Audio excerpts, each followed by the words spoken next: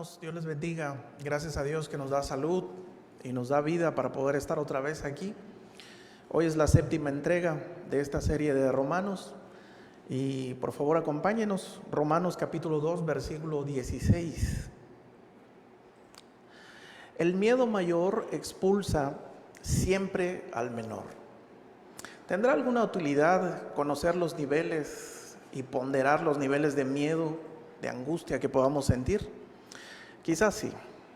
Romanos capítulo 2, versículo 16 dice: en el día en que Dios juzgará por Jesucristo los secretos de los hombres conforme a mi evangelio. Si se da cuenta, parece que hay un blanco, un objetivo oculto en las palabras que el apóstol ahora está señalando en el versículo 1. En el capítulo 1 había desplegado que la ira de Dios se manifiesta y se revela contra todos aquellos que cambiaron, en plural, la gloria de Dios, la verdad de Dios, por sus propios razonamientos y su propia idolatría. Pero ahora parece que se enfoca en un blanco singular. Este blanco está dirigido a un grupo específico de personas que está representado por una segunda persona, el pronombre personal tú. Observe la reiteración de ello en Romanos capítulo 2, versículo 1. Por lo cual eres inexcusable, oh hombre, quien quiera que seas tú, que juzgas, pues en lo que juzgas a otro te condenas a ti mismo, porque tú que juzgas haces lo mismo. Versículo 3 dice: y piensas esto, oh hombre, tú que juzgas a los que tal hacen y haces lo mismo, que tú escaparás del juicio de Dios. Versículo 5. Ahora es un adjetivo posesivo: por tu dureza y por tu corazón no arrepentido, atesoras para ti mismo ira para el día de la ira y de la revelación del justo juicio de Dios. Saltamos al versículo 21 del capítulo 2. Tú, pues, que enseñas a otro, no te enseñas a ti mismo. Tú que predicas que no se ha de hurtar, hurtas. Versículo 22. Tú que dices que no se ha de adulterar, adulteras. Tú que abominas de los ídolos, cometes sacrilegio. 23. Tú que te jactas de la ley, con infracción de la ley deshonras a Dios. Versículo 25. Pues en verdad la circuncisión aprovecha si guardas la ley, pero si eres transgresor de la ley, tu circuncisión viene a ser incircuncisión. Pero el versículo 17 descubre quién es el personaje que está detrás del pronombre personal tú. Versículo 17. He aquí, tú tienes el sobrenombre de judío y te apoyas en la ley y te glorías en Dios. Este personaje representado por el tú, entonces posee dos características que el resto del mundo no tiene. En una de ellas está en el versículo 20. Eres instructor de los indoctos, maestro de los niños, que tienes en la ley la forma de la ciencia y de la verdad.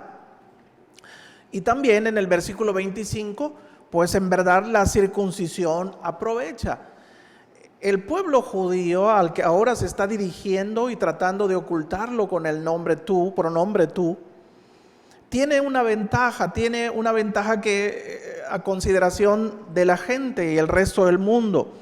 Tiene la ley, conoce la ley en forma de ciencia y de verdad, y aparte tiene en su cuerpo una señal del pacto que es la circuncisión. Entonces el versículo 18 dice: y conoces su voluntad e instruido por la ley apruebas lo mejor. Y confías que eres guía de los ciegos, luz de los que están en tinieblas, instructor de los indoctos, maestro de niños, que tienes en la ley la forma de la ciencia y la verdad. Es decir, este pueblo tiene una ventaja no solo en la sangre y en la raza, sino en su propio cuerpo, y en que aparte de tener en sí mismo la evidencia de ser pueblo santo y escogido de Dios, Dios les entregó a ellos la ley.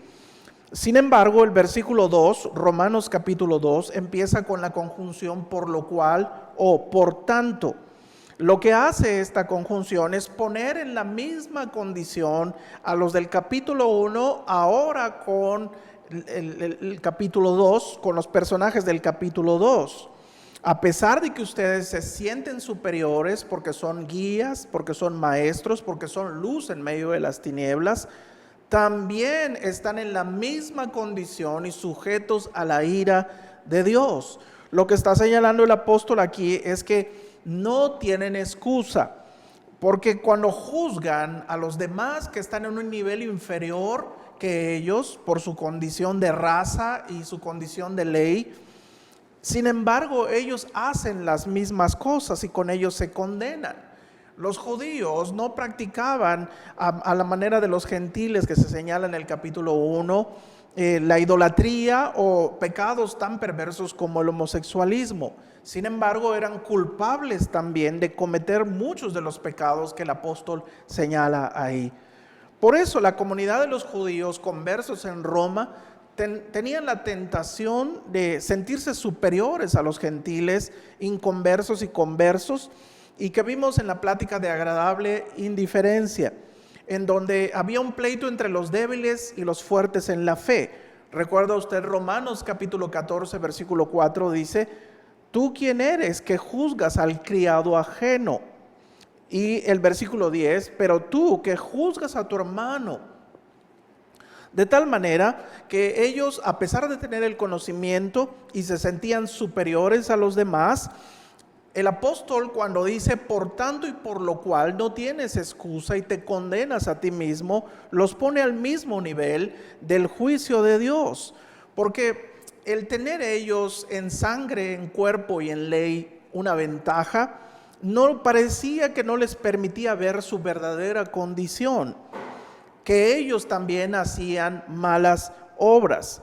Lo primero que aparece en el versículo 3 es: y piensas esto, oh hombre, tú que juzgas a los que tal hacen y haces lo mismo, que tú escaparás del juicio de Dios. Versículo 4, o menosprecias las riquezas de su benignidad, paciencia y longanimidad, ignorando que su benignidad te guía al arrepentimiento. Es decir, estas personas, por la soberbia de estar pensando que son superiores a los demás y que están exentos del juicio de Dios, eran incapaces de poder percibir su propia culpa. Dios exigía en ellos también arrepentimiento, a pesar de ser el pueblo escogido. La siguiente característica que ellos tienen y no se dan cuenta de su condición espiritual es la que aparece en el versículo 5. Pero por tu dureza y por tu corazón no arrepentido. La esclerosis es una enfermedad del sistema nervioso que consiste en que las arterias por donde viaja la sangre se endurecen. De tal manera que esa es la palabra que el apóstol Pablo ocupa para señalar dureza, escleroteta, esclerosis espiritual. Ellos, a pesar de sentirse superiores, eran incapaces de concebirse enfermos, con una condición dura espiritualmente. Algo que en el exterior era una religión, pero por el corazón adentro de ellos era algo duro.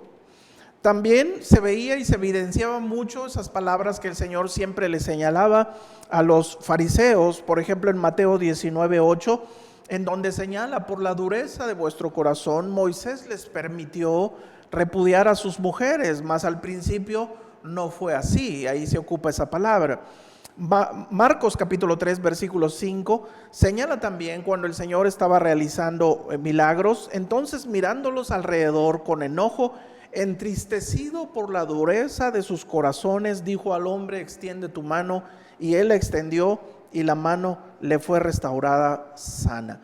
Esa misma advertencia de dureza del corazón, de esclerosis espiritual, es la que el escritor de los Hebreos le señala al mismo pueblo judío, capítulo 3, versículo 7, por lo cual, como dice el Espíritu Santo, si oyeres hoy su voz, no endurezcáis vuestros corazones como en la provocación, en el día de la tentación en el desierto. Entonces no solo eran incapaces de concebirse culpables, y también eran incapaces de concebirse con un corazón duro, no arrepentido, que es el siguiente elemento. El arrepentimiento no es defensivo, dice el pastor Miguel Núñez de República Dominicana. Eso quiere decir que cuando una persona se excusa o se molesta, cuando es reprendido por algo que hizo mal, en realidad lo que está demostrando es que no está arrepentido. El verdadero arrepentido acepta su culpa total e incluso acepta la acusación. Lo que demuestra esto es que estas personas a las que señala con el pronombre personal tú, no estaban conscientes de su culpa, de su dureza espiritual, ni estaban conscientes de su falta de arrepentimiento. El cristianismo no es moralismo. Aunque fuimos hechos con la capacidad moral y el intelecto para razonar la ética, porque somos imagen y semejanza de Dios, el Evangelio no es únicamente un compendio o un resumen de una escala de valores para tratar de hacer mejor a las personas. El moralismo no es cristianismo, dice el doctor Albert Mohler. El deber solo es un sustituto del amor a Dios y a los demás, como una muleta es el sustituto de una pierna. La mayoría de nosotros recurrimos a esas muletas por necesidad, pero claro está, es una estupidez recurrir a las muletas cuando tenemos nuestras propias piernas. El imperativo categórico de Kant es autodestructible. El cristianismo salva del moralismo. Fin de la cita de C.S. Lewis. Nuestra meta entonces, hermanos queridos, con el Evangelio no es solo perseguir reglas de conducta que se tienen que hacer y con ello cometer el error de autojustificarnos o cegarnos espiritualmente de nuestra propia condición. Lo que hace la ley, como señala el apóstol en esta carta a los Romanos capítulo 10, versículo 4, porque el fin de la ley es Cristo para justicia a todo aquel que cree. La ley es solo un ayo, dice Gálatas, es solo un maestro que nos enseña que nosotros como seres humanos somos incapaces de cumplir la ley y que solo un hombre puede hacerlo y lo hizo y es Jesucristo. Las reglas morales entonces y la superioridad de raza, sentirse que es uno pueblo santo, puede cegar nuestra propia autopercepción ante Dios y autoproclamarnos jueces fácilmente. Esa es la acusación que el Señor le hacía a los fariseos y le decía a sus discípulos que se cuidaran de eso en Mateo capítulo 7, versículo 1. No juzguéis para que no sean juzgados, porque con el juicio con que juzgan serán juzgados y con la medida con que miden serán medidos.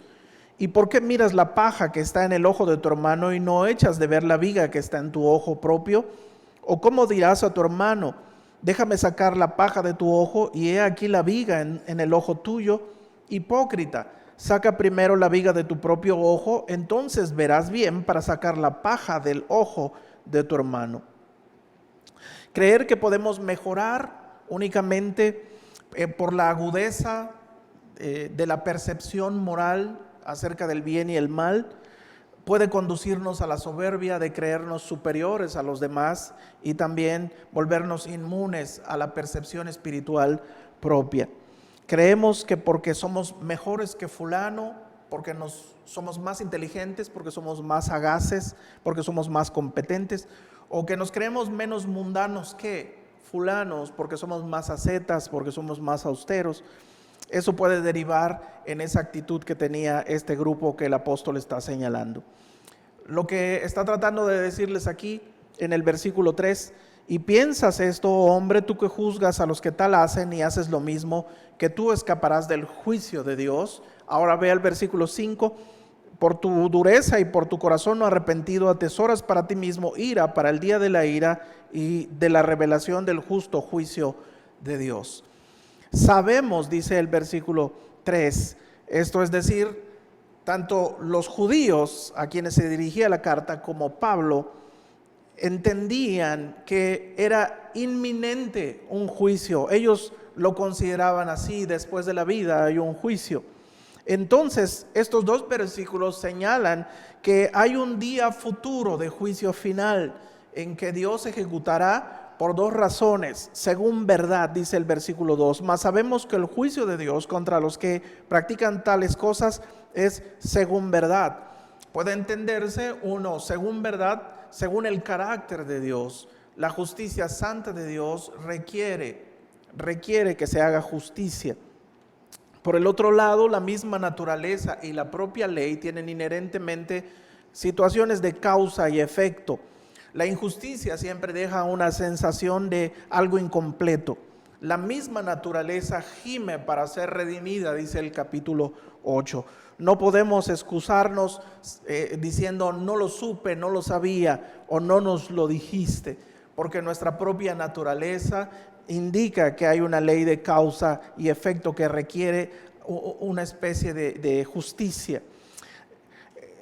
El profeta Daniel decía en el capítulo 12, versículo 2, y muchos de los que duermen en el polvo de la tierra serán despertados, unos para vida eterna y otros para vergüenza y confusión perpetua. Es decir, hay un juicio de Dios que es inminente. Un día llegará el día del juicio de Dios.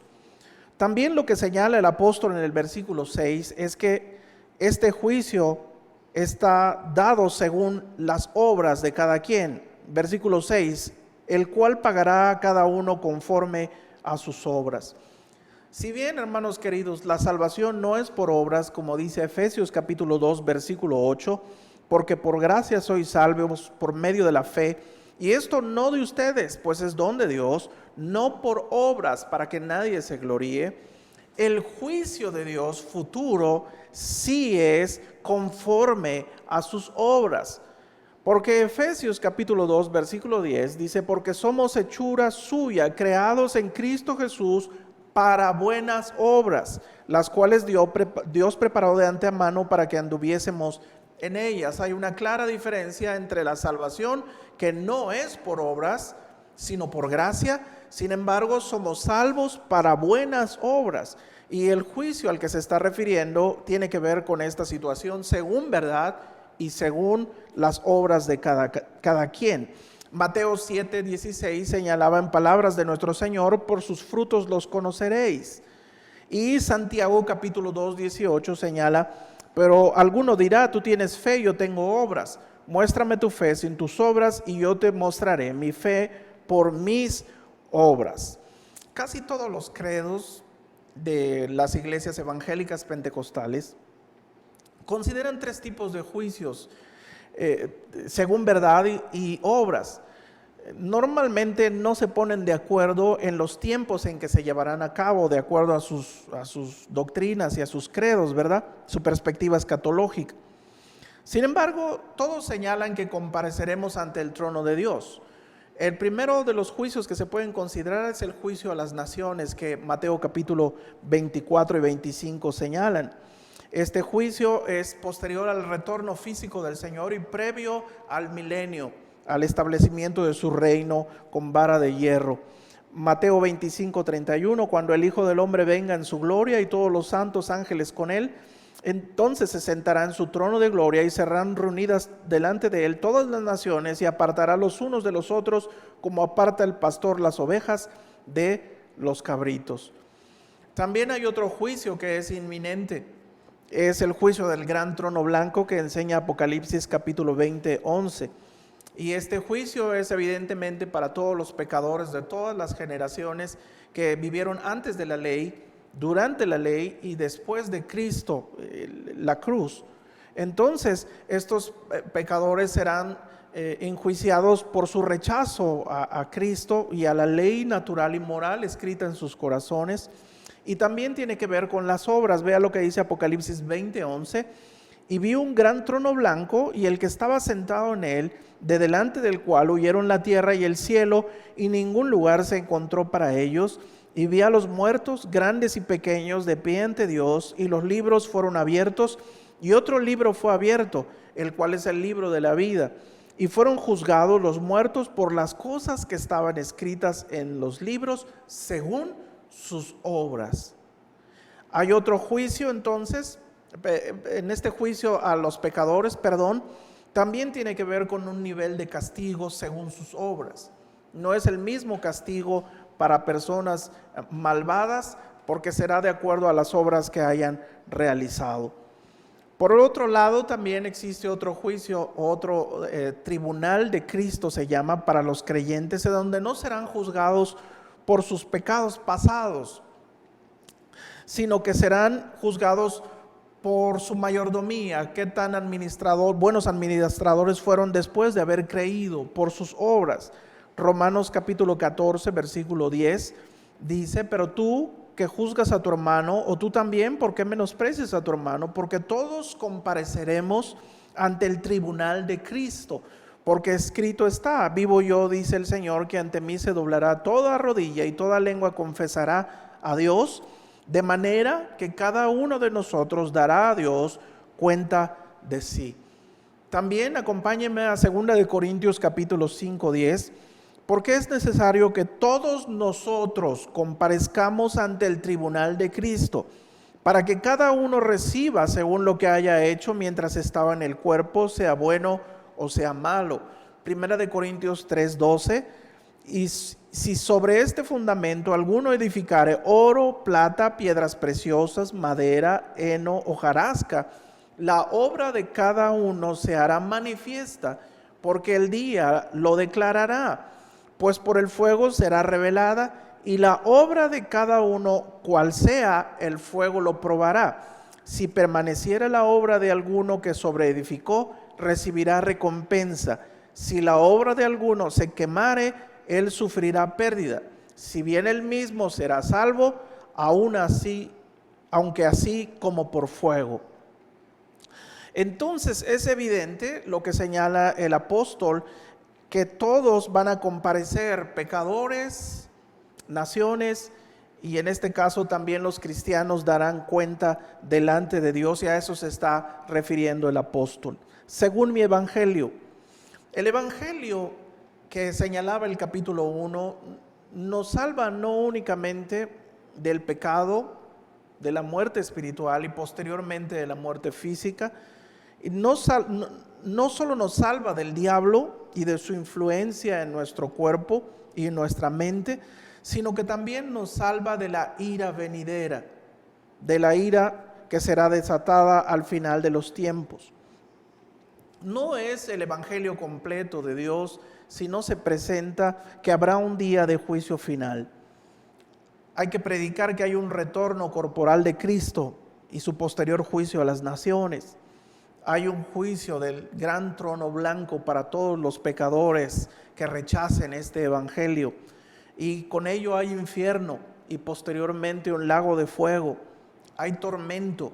Es lo que señala la Escritura, y posteriormente en el veredicto final una muerte segunda, una total separación de Dios. No es el evangelio de Cristo aquel que enseña el universalismo que a veces se predica, en donde se cree que la bondad y el amor de Dios van a condonar o van a perdonar los pecados inclusive que no se hayan confesado, y no se hace necesario infierno y juicio. Ellos dicen entonces que no hay infierno porque no es acorde con lo que ellos creen que es el amor de Dios según la Biblia. No hay diablo porque según ellos no sabemos leer y el diablo es un símbolo, no una realidad. No hay pecado porque no hay errar el blanco.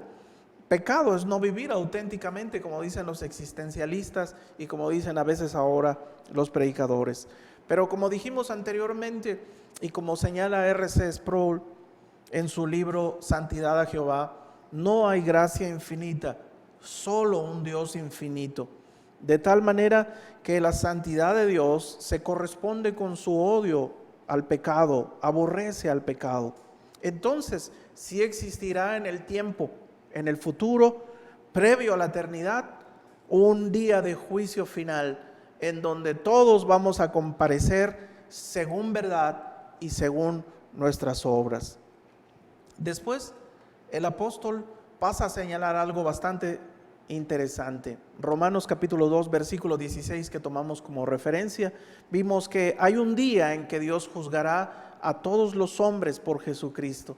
Sin embargo, ahora parece enfocar su atención en los secretos de los hombres, conforme a mi evangelio. Si hay un juicio inminente según la verdad y según las obras, en este juicio se considerarán varios aspectos.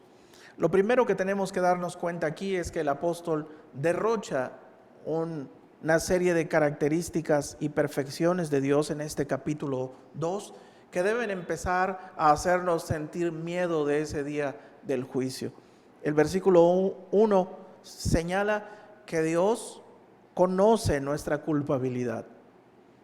El versículo 2 y 3 señala que Dios es juez justo y juzga según su carácter y según las leyes normales. Nada dejará impune algún pecado contra Él o contra sus designios o contra los demás. El versículo 5 señala que Dios tiene una ira santa. Pero el versículo 4 y 5 señala que Dios es paciente. Tanto inconversos como personas creyentes tendemos a menospreciar y a olvidar, ya sea por desconocimiento o por soberbia, la realidad de la justicia de Dios y un día de juicio. A veces las personas dicen que las iglesias predican de que Cristo viene y que habrá un día de juicio y que va a lanzar a la gente al infierno, y han pasado 2000 años y no sucede nada, y 3000 si es que se considera desde los profetas después del exilio, y aún no pasa nada. Las personas piensan, sigo portándome mal y no me pasa nada, no me comprometo a servir en la iglesia como debe ser, sigo con un pie afuera y un pie adentro y parece que no pasa nada, las cosas siguen normales. Pero a este periodo en donde parece que Dios, y en nuestra soberbia le reclamamos que no hace nada y no sucede nada, el apóstol en interrogantes, en figuras retóricas, él dice: o menosprecias la paciencia de Dios. Lo que está señalando es que este periodo en donde Dios parece que todavía nos da oportunidad lo denomina la paciencia de Dios. Segunda de Pedro 3:9 dice: el Señor no retarda su promesa, según algunos la tienen por tardanza, sino que es paciente para con nosotros, no queriendo que ninguno perezca, sino que todos procedan al arrepentimiento. Y tener entendido que la paciencia de nuestro Señor es para salvación, como también nuestro amado hermano Pablo, según la sabiduría que le ha sido dada, os ha escrito, haciendo referencia al juicio final. Gálatas capítulo 6 versículo 7 también señala: no se engañen, Dios no puede ser burlado, pues todo lo que el hombre sembrare, eso también segará. Porque el que siembra para su carne, de la carne segará corrupción, mas el que siembra para el Espíritu, del Espíritu segará vida eterna. Entonces la característica que despliega el versículo 5 y 6 de Dios es que Dios es paciente. No solo sabe de nuestra culpabilidad, Dios es un juez justo, tiene una ira santa, pero también es paciente para que podamos arrepentirnos o la gente pueda arrepentirse. El versículo 10 también señala la característica de Dios, siendo Él imparcial. Ni judíos, ni gentiles, ni cristianos escaparán de comparecer ante el trono de Dios. El versículo 15 señala que Dios es soberano también. Pero el versículo 16 que estamos estudiando, que es el que el apóstol quiere enfatizar, señala una característica muy peculiar de Dios. Dios es omnisciente y lo sabemos, pero no entendemos qué trata de decir cuando dice que Dios es inmanente a toda su creación. No al sentido panteísta, sino en el sentido de que nada puede escaparse a Dios de todo lo creado. Él está trascendentemente alejado en santidad, es tan distinto, es el otro, pero nada de lo que Él ha creado puede escaparse a su escrutinio. El conocimiento de Dios no es parcial, es infinito. Él no conoce de manera particionada, Él conoce completamente, y conoce no solo por fuera, conoce por dentro.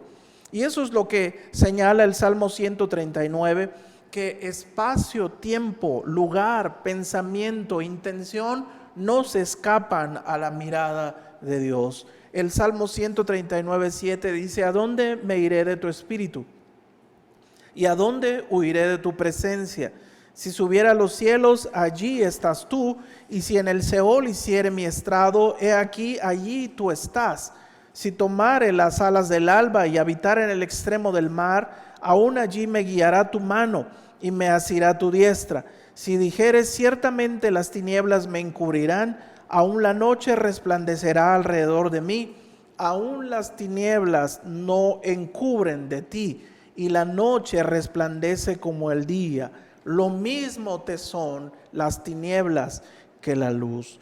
De tal manera, hermanos, que lo que el apóstol está señalando es que ese día, en el día del juicio, el Señor hará evidente los secretos de los hombres, porque Él conoce no solo el exterior, sino el interior, aquello que nadie más puede ver. Las intenciones del corazón de los hombres pueden estar divididos según los versículos que señala aquí mismo, desde el versículo 6 hasta el versículo 11. Por un lado, él señala en el versículo 7, vida eterna a los que perseverando en bien hacer, buscan gloria y honra e inmortalidad. Por el otro lado, las motivaciones de la gente que es incrédula es versículo 8, pero ira y enojo a los que son contenciosos y no obedecen a la verdad, sino que obedecen a la injusticia. Tribulación y angustia sobre todo ser humano que hace lo malo, al judío primeramente y también al griego. De tal manera que las motivaciones del corazón de las personas que nadie ve, solamente Dios, están divididas en estas secciones. Para el lado de los creyentes, los que perduran y perseveran en hacer el bien, buscan gloria. Este es el deseo más sublime que puede tener un ser humano, buscar la gloria de Dios. Una persona que no tenga ese deseo profundo en su corazón no puede ser un verdadero creyente, dice John MacArthur. El término del capítulo 1, cambiaron la gloria de Dios, vimos que se trataba de una gloria egocéntrica. Cualquier cosa que el ser humano haga que no tenga como objetivo final la gloria de Dios, para la gloria de Dios, entonces tiene una motivación secreta e interna egocéntrica.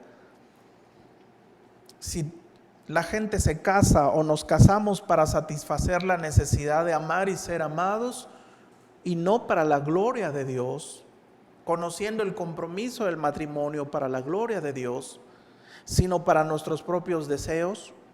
Si educar a nuestros hijos no está dado en enseñarles que todo lo que hacen, su comportamiento, sus deseos, sus metas y ambiciones, no son solamente para que sea el mejor y sea conocido y le vaya bien económicamente, sino que todo lo que hace tiene que ser para la gloria de Dios. Porque si no lo hacemos para la gloria de Dios, el mismo capítulo 2, versículo 24 señala que nuestras actitudes egoístas pueden ser causa de que el nombre de Dios sea blasfemado. También la gente que es creyente y que persevera en hacer el bien, busca la honra. Y en este sentido, honra no se refiere a la aprobación de los hombres, sino a la aprobación y el elogio de Dios. Esas palabras que en Mateo 25, capítulo 21, señala cuando el juicio de las naciones, y su Señor le dijo, bien, buen siervo y fiel, sobre poco has sido fiel, sobre mucho te pondré, entra en el gozo de tu Señor. Buscar la gloria de Dios en todo lo que hacemos y buscar la aprobación de Dios, la honra de Dios debe ser nuestro motivante interior. ¿Cuál es el motor entonces que mueve para que hagamos lo que hacemos? A veces decimos que es amor a Dios y amor a los hijos y amor a la obra, pero ese día será evidente en realidad si buscamos hacer las cosas para gloria y honra de Dios. El otro término que ocupa es inmortalidad. Y vimos en Juan capítulo 17 en alguna predicación que la vida eterna no es solo la prolongación del tiempo para vivirla como unas vacaciones, sino que el capítulo 17 de Juan versículo 3 dice, y esta es la vida eterna, que te conozcan a ti, el único Dios verdadero, y a Jesucristo, a quien has enviado. buscar la inmortalidad no tiene que ver con un deseo egoísta de preservación de la vida, sino darse cuenta que no hay tiempo suficiente para conocer la belleza y la infinitud de Dios. Por el otro lado, aquellas personas que en su corazón buscan hacer injusticia, son contenciosos y no obedecen a la verdad, que es lo que señala el apóstol aquí. Eso es lo que tienen en su corazón como motivación. Pero el castigo que recibirán es ira y enojo, una indignación bastante fuerte, angustia en el sentido de estrechez. Esto quiere decir que el castigo que ellos tendrán es una especie de confinamiento solitario. La soledad es quizás el peor de los castigos que vayan a recibir, como en el caso de la gente que está presa en un centro de readaptación social, ¿verdad? Después el apóstol señala en el versículo 11, porque no hay acepción de personas para con Dios.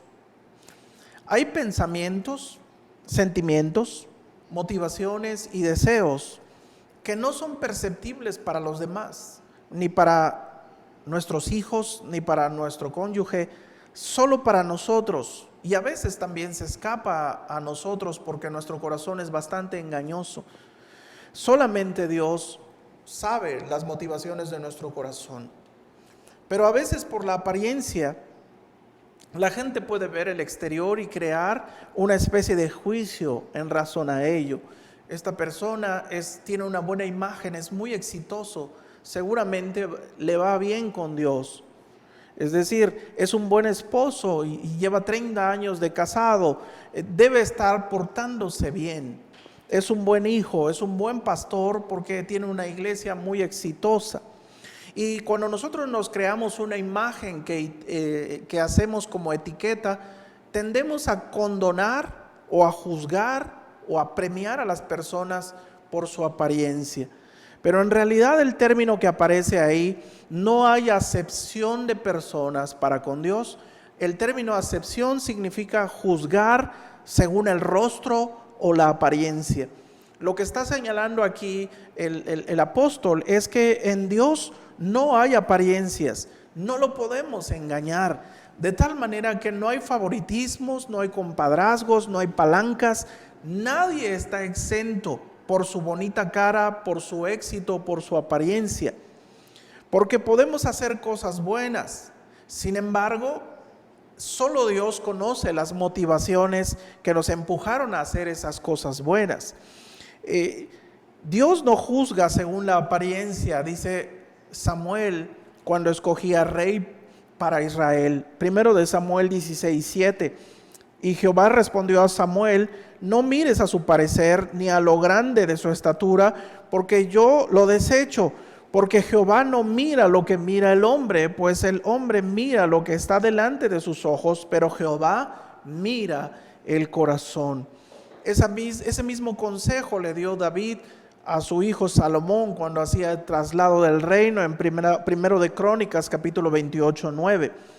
Y tú, Salomón, hijo mío, reconoce al Dios de tu padre y sírvele con corazón perfecto y con ánimo voluntario, porque Jehová escudriña los corazones de todos y entiende todo intento de los pensamientos. Si tú le buscares, lo hallarás, mas si lo dejares, él te desechará para siempre. Esa misma característica buscaba el Señor en Juan capítulo 2, versículo 23 en su ministerio. Pero Jesús mismo no se fiaba de ellos porque conocía a todos y no tenía necesidad de que nadie le diese testimonio del hombre, pues él sabía lo que había en el hombre. Quizás hicimos muchas cosas buenas, desde el aspecto exterior, visibles, pero como Dios no juzga según las apariencias, porque no hay acepción, no juzga según el rostro de las personas, sino que Él ve las intenciones del corazón, entonces, hermanos, ¿quién podrá permanecer de pie ante aquel que conoce todos nuestros secretos?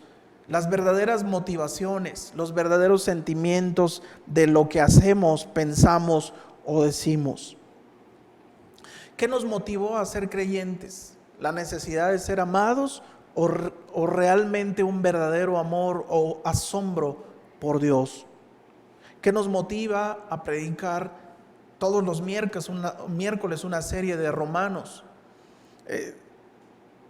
¿Qué nos motiva a hacer transmisiones para la iglesia los miércoles y los domingos?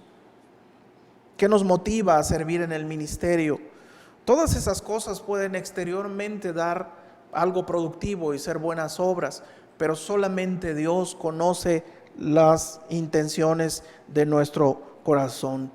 Será una vergüenza estar ante el tribunal de Cristo y después de 30 años de ministerio, creando una buena imagen exterior y un buen testimonio ante la demás gente, y haber construido solamente sobre hojarascas, sobre hojas secas.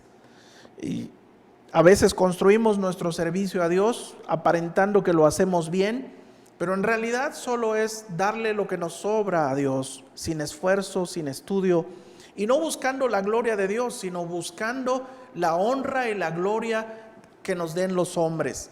A veces nos sentimos mal porque la gente no aprecia lo que nosotros hacemos y no nos felicita, pero solo Dios conoce nuestros corazones. Hay alguien que sí ve las motivaciones de nuestro corazón.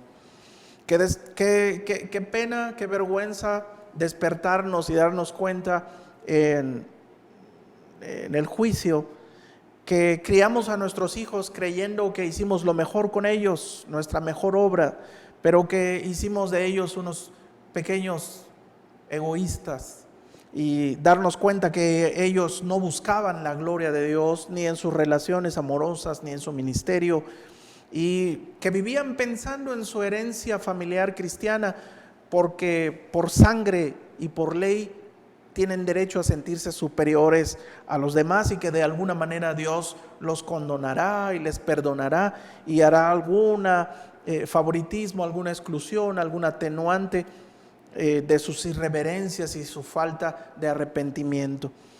Pero no es así. Ahora se da cuenta que el tú que aparecía en los primeros versículos va tomando otra dirección y cada vez se va dirigiendo más a cada uno de nosotros. Ese tú ahora se está convirtiendo en el yo privado de cada uno de nosotros. Porque nosotros a veces podemos pensar que tenemos una posición privilegiada en el Evangelio y que somos hijos de Dios y que tenemos la Escritura como norma y regla de vida. Pero lo que el apóstol está señalando aquí es que hay un juicio inminente para todos, como señala Hebreos capítulo 9, 27, y de la manera que está establecido para los hombres que mueran una sola vez y después el juicio. Si usted no es creyente y está mirando este video, hay un día espantoso y terrible que está escrito en el futuro y señalado en las profecías. No pretendemos asustarlo por diversión, sino en realidad no sería el Evangelio de Cristo si primero no les mencionáramos que Dios quiere salvarlo de la ira de Él, del desacuerdo que tiene con nuestra falta o nuestra miopía de nuestra propia percepción o condición ante Él. Entonces es nuestro deber señalarle que todavía estamos en el tiempo de la gracia, de la salvación, para poder escapar de la ira de Dios, de la muerte segunda, y recibir el regalo de la nueva vida a través de la fe en la obra expiatoria de Cristo. Por el otro lado, también nos enseña a los creyentes que no podemos abusar de la gracia de Dios. No podemos pensar que Dios está obligado a perdonarme. Dios no hará favoritismo, ni acepción, ni parcialidad con cada uno de nosotros, de tal manera que nos pedirá cuentas en todas aquellas cosas en el tribunal de Cristo que nos dio para administrarlas. Nos preguntará qué hicimos con nuestro matrimonio. Algunos pensamos que Dios no nos pedirá cuentas de eso, pero ¿acaso no nos damos cuenta que el matrimonio es una imagen de una unión superior? Y nosotros pensamos que pasaremos desapercibidos esa parte, con que Dios me salve y todo está bien. Convertimos nuestro matrimonio en un infierno insoportable de excusas, de desprecio mutuo, de engaño mutuo, de rivalidad mutua, de desacuerdo, de bifurcación cada vez más. Y creemos que no tendremos que darle cuentas a Dios de eso solamente porque somos cristianos. Mateo capítulo 24 señala en el versículo 48: pero si aquel siervo malo dijera en su corazón, mi señor tarda en venir, y comenzara a golpear a sus consiervos y aun a comer y a beber con los borrachos, vendrá el señor de aquel siervo en día en que éste no espera y a la hora que no sabe, y lo castigará duramente, y pondrá su parte con los hipócritas, y allí será el lloro y el crujir de dientes. ¿Se da cuenta el concepto de hipócrita? Los que aparentan exteriormente. ¿Qué justificación entonces entregaremos ante Él, hermanos, si Él conoce nuestras motivaciones interiores? Cuando pregunte por qué te casaste con ella, si lo único que haces ahora es hacer daño. Por lo cual entonces nos invita a reconsiderar y reflexionar. Tenemos que amar a nuestro cónyuge, a nuestros hijos, a nuestros semejantes, no solamente de palabras, sino en hecho y verdad, pero con una verdadera motivación que vaya acorde con lo que Dios está mirando. Un día se revelará el secreto verdadero de su corazón, de por qué está amando a su cónyuge o a sus hijos, o simplemente lo hizo por un sentido egoísta. Dios también ese día preguntará: ¿qué hiciste con tus hijos? No podremos tener ninguna excusa. El versículo 15 que estamos leyendo de Romanos capítulo 2, previo al que leímos, dice: mostrando las obras de la ley escrita en sus corazones, dando testimonio su conciencia, acusándoles o defendiéndoles sus razonamientos. De tal manera que ese día del juicio, nuestra propia mente y la evidencia contundente de las obras que serán expuestas ese día nos dejarán sin palabras. No tendremos excusas. Yo no sabía, Señor, yo no sabía que mi hijo tenía que buscar tu gloria y lo eduqué para que sea exitoso, pero no lo eduqué para que buscara honra, gloria e inmortalidad. El Señor también nos pedirá cuentas de nuestro ministerio, de nuestro trabajo, del cuidado a nuestros hermanos. Entonces Dios revelará en ese día las motivaciones de nuestro corazón y nuestros pensamientos. Eso debería ser suficiente para provocarnos miedo a nosotros de no ofender a Dios y de no buscar nuestro propio beneficio. El Señor nos pregunta en esos versículos del capítulo 2: tú que enseñas no robes, ¿robas? Tú que enseñas no adulteres, ¿adulteras en tu mente? Tú que dices odiar la idolatría, ¿profanas el templo de Dios con tu propia imagen idólatra? Tus canciones, tus placeres. Solo Dios sabe, hermanos, cuánta esclerosis espiritual podemos tener en nuestro corazón y qué tan duro puede llegar a ser nuestro corazón para poder creer que no estamos mal, que no necesitamos escuchar, que todos están mal menos yo.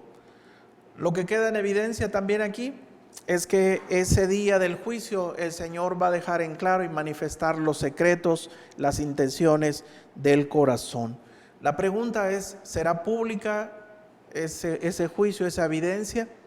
Hay mucho debate sobre ellos. Algunos dicen que sí, algunos dicen que será privado el asunto, pero parece todo apuntar a que sí será una evidencia pública. Primera de Corintios 3:13: y la obra de cada uno se hará manifiesta, porque el día la declarará, pues por el fuego será revelada, y la obra de cada uno, cual sea, el fuego la probará. Y nosotros podemos decir: pero ¿por qué, si Cristo ya me salvó? ¿Para qué recordar y evidenciar las cosas malas después de haberme salvado? Podemos ser salvos, pero haber desperdiciado la vida cristiana, gastándola en nuestros propios deleites, en nuestras propias prioridades, y no para la gloria de Dios, como vimos ahora, sino haciendo injusticias, constantemente peleando, etc. Por el otro lado, pudimos haber hecho cosas buenas, como asistir a la iglesia, como tener un ministerio, como servir en un ministerio, como evangelizar, pero no solo Dios nos juzgará por lo que hicimos, sino por las motivaciones del por qué las hicimos. Dios es quien escudriña nuestros propios corazones. Algunos rehúsan aceptar esa situación, pero ¿dónde más se cumplirán las promesas que el Señor hizo para todas aquellas personas que hicieran cosas buenas con un corazón acorde a Él? Es decir, Mateo capítulo 10, 42 dice: y cualquiera que dé a uno de estos pequeñitos un vaso de agua fría solamente, por cuanto es discípulo, de cierto os digo que no perderá su recompensa. Hay cosas pequeñas que nadie ve que hicimos y que hicimos con una motivación correcta, buscando la gloria, la honra y la inmortalidad que tienen que ver con Dios, pero Dios sí las toma en cuenta. Hebreos capítulo 6, 10 dice: porque Dios no es injusto para olvidar vuestra obra y el trabajo de amor que habéis mostrado hacia su nombre, habiendo servido a los santos y sirviéndoles aún. Mateo 6, 6 dice: mas tú, cuando ores, entra en tu aposento y cerrada la puerta, ora a tu Padre que está en secreto, y tu Padre que ve en lo secreto te recompensará en público. Entonces casi todo apunta a señalar que la evidencia de las intenciones del corazón, los secretos de los hombres, se harán manifiestos delante de Dios en ese día del tribunal de Cristo para los creyentes y en el gran trono blanco para los no creyentes. Un hombre huía de las bombas que caían del ejército, que el ejército alemán estaba bombardeando a la ciudad. Y este hombre se escondió en los escombros de un edificio derribado. Y cuando este hombre está temblando ahí, se dio cuenta que un ratón también estaba huyendo de las bombas y se vino a acercar a él. Y los dos estaban juntos ahí, el hombre y el ratón estaban temblando ante la situación y la inminente muerte. Después de un tiempo él se dio cuenta que él le tenía miedo y fobia a los ratones. Un miedo mayor siempre expulsa a un miedo menor.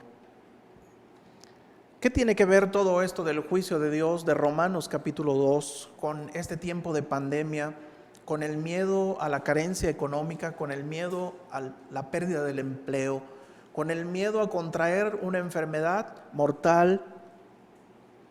¿Por qué tengo que escuchar un miércoles esta predicación si lo que quiero son palabras de ánimo y lo único que recibo con estas enseñanzas son palos, son un juicio? Lo que menos quiero oír ahora es que hay un juicio, y lo que quiero escuchar ahora son palabras que me ayuden a acrecentar mi fe. Pero déjeme decirle, hermano, que lo mismo se preguntaban los romanos en aquella época, en el año 56. ¿Por qué Pablo se presenta, que ni siquiera lo conocemos, se presenta hablándonos acerca del juicio, la ira de Dios? ¿Por qué? Si no nos hace falta nada, somos cristianos ejemplares y no tenemos ninguna necesidad de nada. Cuando después de eso, 6 años después, empieza una persecución encarnizada por parte de Nerón contra los creyentes, y los romanos se dieron cuenta que era bastante pertinente lo que el apóstol les estaba diciendo. El miedo al coronavirus, la muerte, el miedo a la pérdida del empleo, no es lo más trágico y no es lo más doloroso,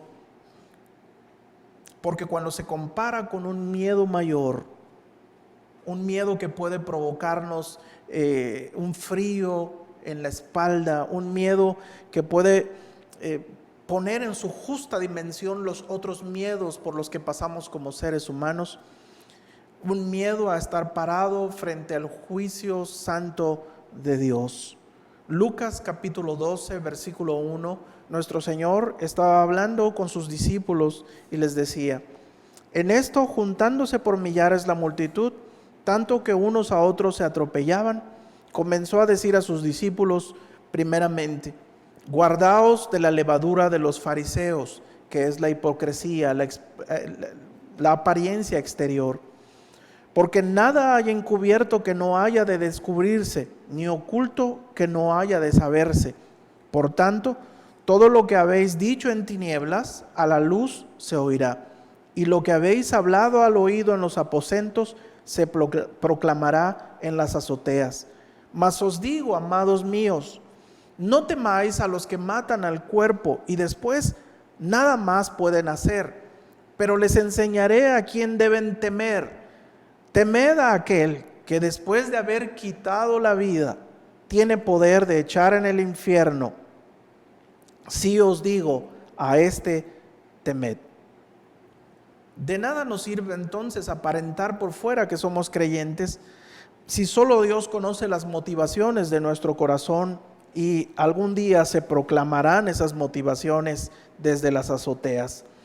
El temor de estar bien delante de Dios, el temor de ofender a Dios, el temor de que un día habrá un juicio según verdad y obras, y de que ese juicio va a evidenciar las motivaciones de nuestro corazón, deben opacar el miedo a la enfermedad, a la pobreza, a la pérdida del empleo que nos asedian hoy día. Todos nuestros hermanos de diversas generaciones han sentido esas mismas presiones, dice la Escritura. Debemos preocuparnos entonces por las motivaciones que nos mueven a hacer lo que hacemos delante de Dios, esos secretos que solo Dios puede ver. Sea el amor a su esposa, el amor a sus hijos, el servicio en el ministerio, porque algún día realmente se sabrá cuáles fueron las motivaciones que nos empujaron a hacer eso. Pero aún así, hermanos, hay una esperanza. Si Dios es omnisciente, es inmanente a mis pensamientos y no puedo escapar de ello, y Él conoce lo malvado y perverso que puede ser nuestro corazón, aún ahí esta palabra es una esperanza para cada uno de nosotros, y el capítulo 2 es una evidencia. Primera de Juan capítulo 3 versículo 18 dice así: hijitos míos, no amemos de palabra ni de lengua, de apariencia nada más, sino de hecho y en verdad. Y en esto conocemos que somos de la verdad, y aseguraremos nuestros corazones delante de Él. Pues si nuestro corazón nos reprende, mayor que nuestro corazón es Dios, y Él sabe todas las cosas. Amados, si nuestro corazón no nos reprende, confianza tenemos en Dios. Esta clase de capítulos como el capítulo 2 y el capítulo 1 de Romanos nos hacen, hermanos, más que sentirnos mal, nos hacen abandonarnos más a la esperanza de un Dios bueno, a la esperanza de un Dios que no solo nos ha salvado, sino que nos está constantemente ayudando para poder encontrarnos perfectos delante de Él. Entonces, en ese día, hermanos, que del juicio podemos estar confiados de que Dios va a estar con nosotros. Creer que no merecemos, hermanos queridos, saber del juicio de Dios en este momento, y que Dios condonará o perdonará por el atenuante del coronavirus y las carencias, y postergará el juicio, es soberbia. Este miedo mayor de Dios, de su juicio, debe ser suficiente para expulsar ese miedo menor que nos dan las situaciones diarias de la vida. Ahí donde está usted, junto con su familia y de manera personal, vamos a hacer una oración que tiene que ver con esta enseñanza. Incline su rostro y oramos al Señor. Señor, que todo lo miras, como dice tu palabra, lo mismo te son el día que la noche, lo alto o lo profundo, mis palabras o mis pensamientos, mis acciones y mis motivaciones. Cómo nos ayuda tu palabra y cómo cambia nuestra percepción entender tu inmanencia y tenerla presente todo el tiempo. Elimina todo temor de nuestra vida, Señor, que no vaya acorde con el temor a ti. Perdona a veces también nuestra insolencia al hablarte como si no supieras qué es lo que estamos pensando realmente. Perdona nuestra ansiedad que no te deja hablar cuando pedimos por nuestras necesidades.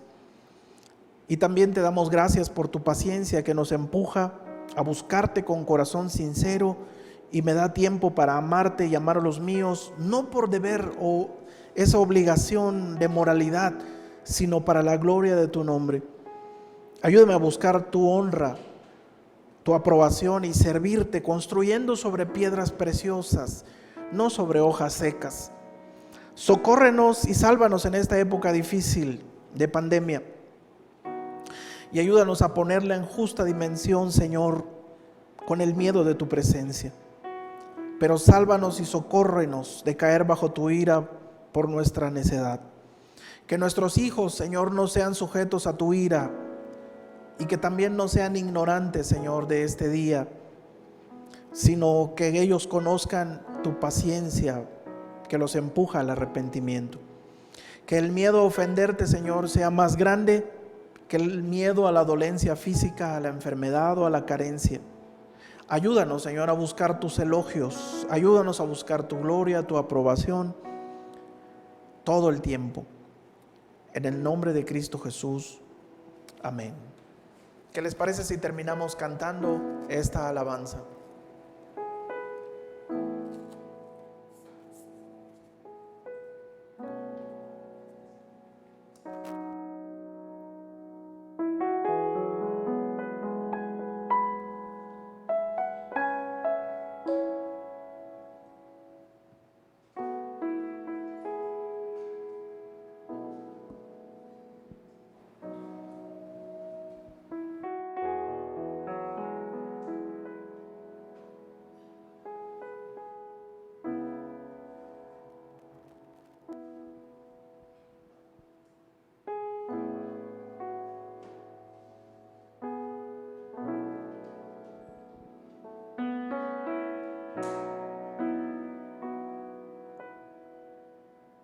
Gracias, Padre, tú permaneces fiel. A ti te adoramos, Dios soberano, Dios omnisciente. Nada hay fuera de ti, nada hay fuera de tu voluntad.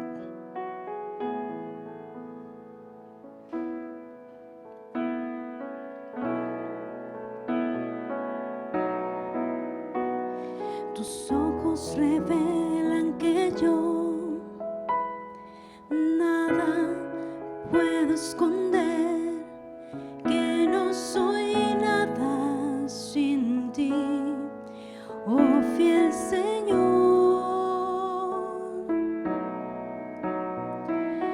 Todo lo sabes de mí, cuando miras el corazón, todo lo puedes ver muy dentro de mí. Lleva mi vida a una sola verdad,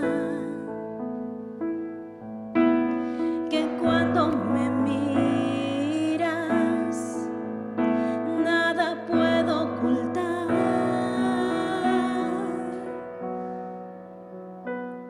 y sé que es tu fidelidad que lleva mi vida más allá de lo que puedo imaginar,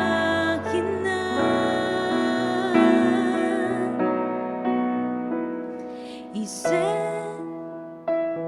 que no puedo negar que tu mirada puesta en mí me llena de tu paz.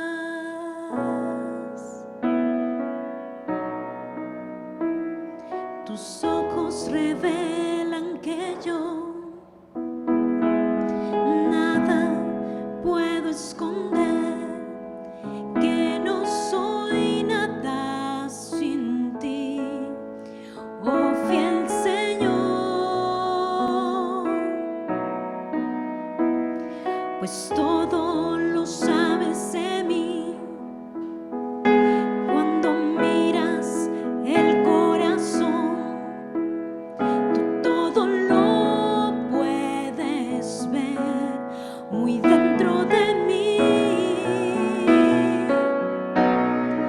Lleva mi vida a una sola verdad, que cuando me miras